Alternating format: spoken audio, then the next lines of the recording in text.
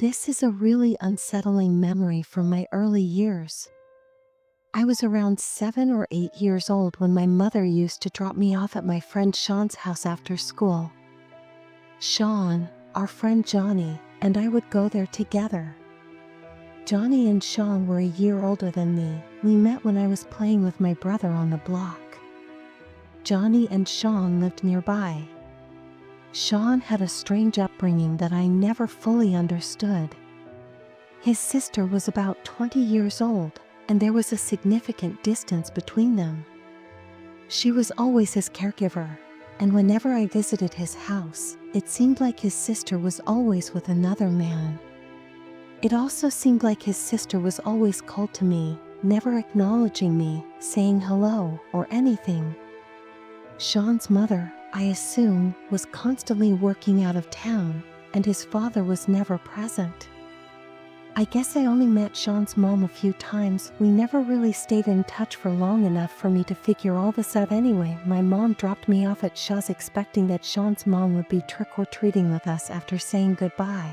I went into his house. Johnny was already there. We all had big pillow sacks to fill with candy. This was around the time that I learned that neither Sean's mom nor sister were coming with us to supervise. I was young, so I sort of felt slightly uncomfortable, knowing that Johnny and Sean would be leading the way, but at the same time I felt a sense of excitement that we'd have more freedom. I knew for a fact my mom would not have approved of us going unsupervised though. So eventually we were off into the neighborhood walking around doing our rounds. Door 2, quite a few people asked if we were alone or where our parents were, and Johnny would always be the one to use the same lie that his mom is up ahead with his sister at work every time. This was on a Friday, so we didn't get to start at trick-or-treating until around 5 o'clock, but we didn't have school the next day, so we intended on going until our pillow sacks were completely full. We took a break after a couple of hours and went to Shaw's, where he heated up a bunch of frozen pizzas. At the time I was so jealous of the apparent freedom he had in his house, not having parents who cared about what he did. But looking back now, I count myself super blessed to have grown up in a household with two strict parents. After we hung out at his house for an hour and watched Halloween specials on Nickelodeon while eating pizza and candies, after a while, Johnny's mother brought him up, but Sean and I were determined to continue, so we went back out for round 2. By this point, it was dark outside, so it had to be after 8 p.m. We tried to visit some blocks we hadn't yet visited, which meant going farther from Sean's house. We discovered a block we hadn't yet visited and kept knocking on doors because there were a lot less trick-or-treaters now. As we continued going door to door, we noticed a man pushing a stroller a couple houses down behind us. He was walking very slowly in our direction, probably a dad trick-or-treating for his young child. As we got closer, we heard him singing softly and going sh.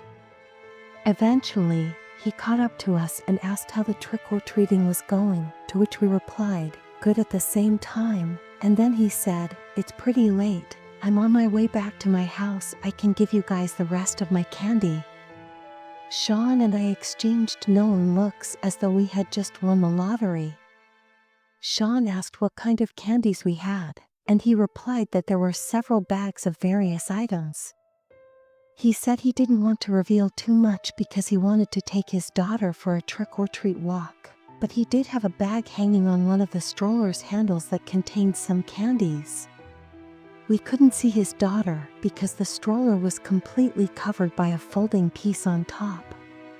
He said that she was asleep and that he didn't want to wake her, but he pointed ahead and said that his house was just up this way, so we followed him as he pushed the stroller. He was walking a little faster now, and as we went, I noticed that, despite the fact that it was Friday night, it seemed like a quieter side of the neighborhood. The man spoke to us as we went, asking us basic questions about where we were from and where we went to school. I let Sean answer most of the questions. Him being even just a year older than me at that age, I felt like he was the one who should take lead on multiple occasions. As we walked, the man would lean into the stroller and talk in a high pitch to his daughter, then he turned back and smiled at us. We finally made it to his house. He led us up the walkway with the stroller and unlocked his door after he opened it.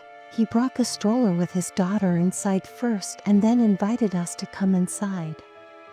Sean led the way, so I followed. I was the one to ask if we could leave the door open, and the man paused and then said yeah, of course. He said he'll be right back as he goes to get the candy bags. He pushed the stroller into the middle of the living room, only about 10 feet away from where we were standing. I nudged Sean because I felt uncomfortable. I whispered, why would he leave the candy so far away? Sean didn't respond. Instead, he turned toward the living room and then walked up to the stroller. He lifted up the folding part that was covering the baby and he looked disturbed. He hurried back to me whispering, let's go. He was full and running. We got outside and I followed behind, which was a bit tougher because we had those heavy pillow sacks. I still was confused about what he saw. But just then we heard a woman's voice. Why, excuse me, it was one of his neighbors. She came running over to us and asked if we know that man, and it was at this point that Sean spilled the beans and said he offered us his leftover candy, but he was pushing a stroller with a fake baby in it. I remember getting goosebumps as he said that. The woman said, yeah, that man doesn't have a child. I saw you was walking by with him. She took us to her car and drove each of us home. I know getting into a stranger's car after that was another questionable move. The woman came to my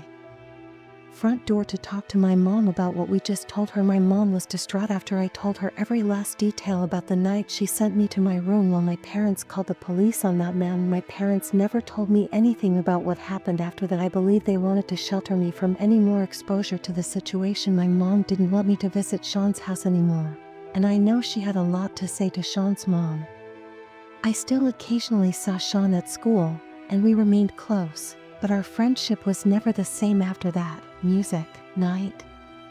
On Halloween night of 2016, my parents gave me the responsibility of giving candy to every child in the school. I knew we would have a ton of candy left over for weeks, and I would be the one eating them for days, if not weeks, because I was trying to lose weight. I always told my mom that she went overboard with the candies, and the house was in a dead end, so we rarely had any trick-or-treaters. But we did have some devoted kids who would regularly visit our house, knowing how much candy we'd give. This year, Halloween fell on a Monday while I was a college student. This semester, I was fortunate enough to have Mondays and Wednesdays off, so I spent the first part of the day at the gym before working on my classwork. It was always around 4:00 p.m., and the sound of children outside would signal that trick-or-treaters were out. I believe the first time the doorbell rang was between 4:00 and 5 p.m. From the first trick-or-treater until 8 p.m., there were probably 10 to 15 people in total. As I mentioned earlier, since cul-de-sac was out of the way for people to come, it was more effective for trick-or-treaters to pass it and just keep going straight. The day went as expected. There's nothing interesting about giving out candy to young children all day long, and my dog Vito barks like crazy every time the doorbell rings. Since it was Monday night, things ended much earlier than usual. I would say that I finished enough of my homework, but I did put some dents in my projects, so I ate some of my mom's leftover stew and went to my room to watch Game of Thrones. I had only been watching 2 episodes when the doorbell suddenly began to ring. It must have been around 9:30 when I checked the clock, so I went downstairs to the front door and opened it. On the other side of the glass stone door was a tall man wearing a clown costume and a scary-looking mask. I could tell it was a man based only on his frame, and he waved at me before pointing to the brown sack he was holding, which appeared to be empty. I didn't open the storm door. Instead, I said, "Sorry, we don't have any more candy," and slammed the door shut and immediately locked it. I instantly regretted opening the door. I genuinely thought it was just some kid or an unfortunate mother or father who worked late and wanted to get some last-minute trick-or-treating in with their kids. Whoever I just saw on our stoop was not a kid. Hell, it didn't even look like a teenager. The frame of this person was massive, and a clown costume just made him look even bigger. Thankfully, I didn't grab the candy bag before opening the door, so he couldn't see that I was lying. I hovered by the door for a bit just to listen and see if I'd hear footsteps walking away, but not only did I not hear him walk away, he rang the doorbell again. Vito once again started going ballistic. Vito is a rat terrier. His bark is not intimidating, nor would he ever actually defend the home from an intruder. I picked him up and carried him upstairs after turning off the lights downstairs. This was my half-ass attempt at getting him to think I was absolutely never opening that door again tonight. I put Vito in my room and shut the door so he wouldn't keep barking. I stood at the top of the stairs listening, and then I heard through the front door the storm door being forced open like there was a loud snap, implying that the latch may have been broken from force. I then heard both knocks on the front door and then the door not moving around at this point. I decided to hide my room. I was incredibly unsettled. I texted my family group chat about what was going on. No one answered, though of course I knew that whoever that was had to get bored. I would have texted all my guy friends asking who it was, but all my guy friends are short. I resumed the episode one was watching. I was truly just trying to pretend he wasn't there. I kept urging Vito to shut up because I had my blinds closed and I didn't want that, __. But there was nothing else I could do when the doorbell rang again. Clown knowing what room I was in, I tried calling my dad, but he didn't pick up. I called my brother, who picked up saying he wasn't alone, and I knew that meant he was with a girl. I told him check my texts. There's some guy dressed as a clown at the door and he won't go away. My brother said it's a Halloween prank and to just ignore it. He seemed like he was in a hurry to get off the phone, so I hung up. I hoped he was right. It honestly made the most sense to be a prank. So after a few more minutes of sitting on the edge of my bed anxious, the doorbell did not ring again. I finally felt safe to relax again and lay back down. I started drifting away slowly, so I turned off the TV to allow complete silence and darkness in the room, and very shortly after that I drifted to sleep. I don't even think I was asleep long enough to enter REM state and have a dream. When I woke up to Tito growling and quietly barking as he would do when he was waiting for approval from one of us. I told him to be quiet and he stopped. I looked to see what he was looking at. He was looking at the window. I could almost tell I heard something rubbing against the window as I listened to the faintest thumping noises coming from just outside the window. My bedroom was on the second floor of the house, so it's not like anyone could be outside my window, but I wondered what it was. I got up and pushed open the blinds, and boy was I wrong. A man in a clown costume was at my window. All I could see was that hideous mask on the other side of the glass, and he tilted his head as he stared at me while I screamed. Tito didn't even bark, as I recall, or perhaps I simply blocked out everything else. I took my phone and fled my room, locked the door, and dialed 911. I was too shaken to even cry, and my voice was trembling as I spoke to the 911 operator. I must have asked the operator once every 20 seconds to get the police to come as quickly as possible, and she told me the same thing every time. The police arrived at the house in about 10 minutes, and after checking the outside of the house for any attempted entry points, they discovered that the latch on the front storm door was broken, as I had assumed, and that leaning against the side of the house by my bedroom window was my dad's ladder. The man went into our storage shed outside and found my dad's ladder to use to climb up to my window in order to prevent this from happening any further, so I went to sleep at my guy friend Adam's house.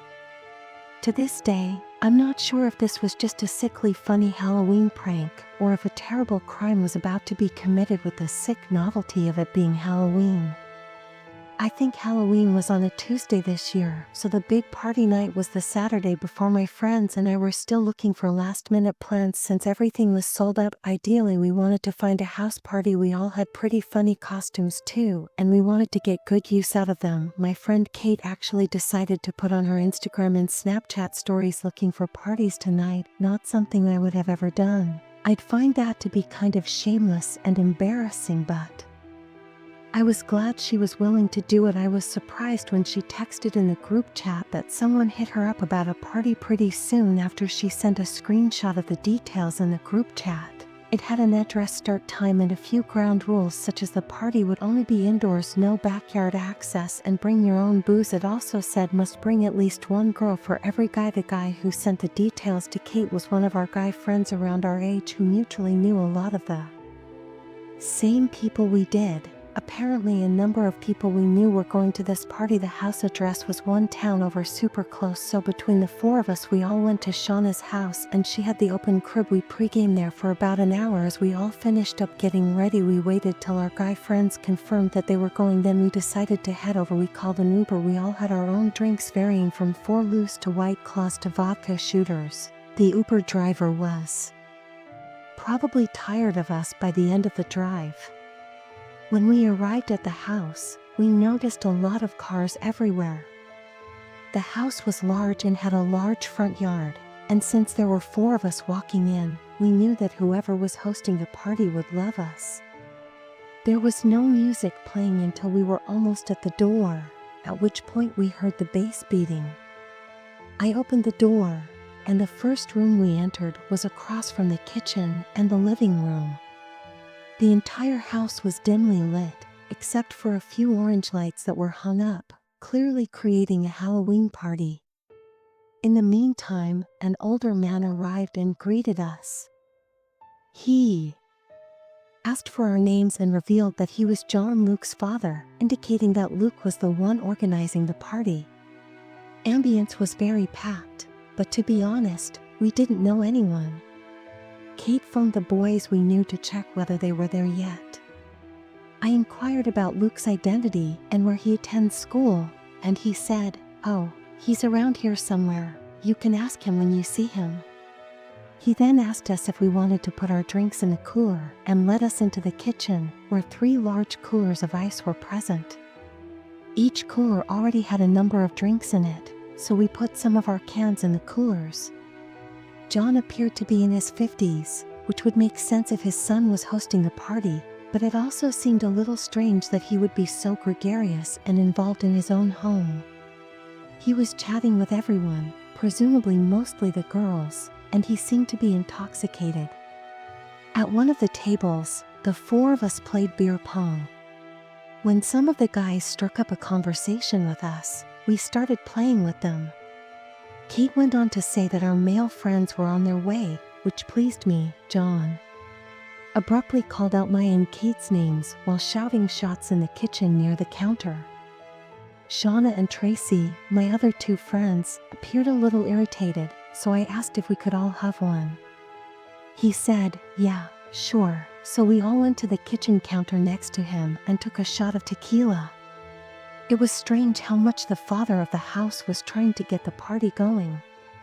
He had this strangely welcoming yet unnerving presence, the unnerving part being that he was much older than the people here, who were mostly college-aged, and he was pushing drinks on them.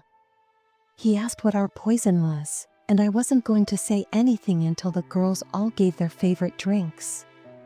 I gagged because there was no lime, and I was definitely starting to get drunk after this.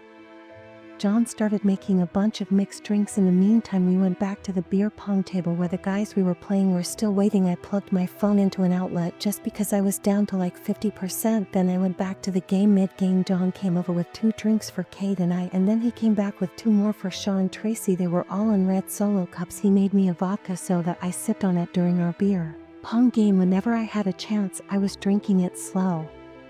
Because I was already drunk after we lost to the random guy, I went to get my phone only to realize it didn't charge at all. It was still at the same percent. The outlet wasn't working. I didn't feel comfortable leaving my phone on any other outlets, so I just refrained from killing the battery any further. Our guy friends eventually showed up, and it was soon after this point that things quickly became a blur. I mean, very quickly, like 1 second. I remember talking with our friend Jeff, the next blacked out. The next thing I remember was my friends waking me up in the car outside my house. I felt woozy, my vision was blurred, my head was spinning. We were in one of our guy friends' cars. One of the guys walked me to my front door and helped me inside. Then they all left. I was alone except for my parents asleep in their room. I felt I must have drank way too much, but I also had a woozy, weird feeling in my head that I never felt from drinking. I felt dizzy. I went straight to my room to bed. I checked my phone and I had some texts from a random unsaved number. I opened it and there were a bunch of texts already. It started with me texting my name and then they responded, "John O." After that he said, "You look so cute." Based on the time he sent this, it was still during the party. There was a 2-hour gap from then until he texted me again saying, "Where did my favorite girls go?" I was shocked at myself that I gave that man my number. I must have been more inebriated than I realized,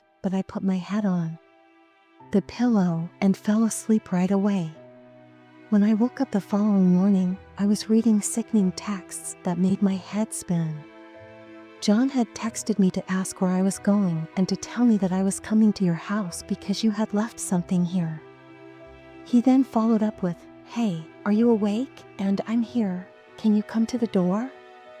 Additionally, he made 3 attempts to reach me, all at around 2 in the morning.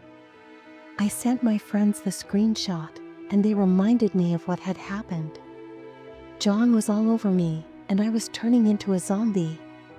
My friends became worried, so they pulled me away, and we left the party. As we were leaving, 2 police cars pulled up outside, presumably in response to a noise complaint.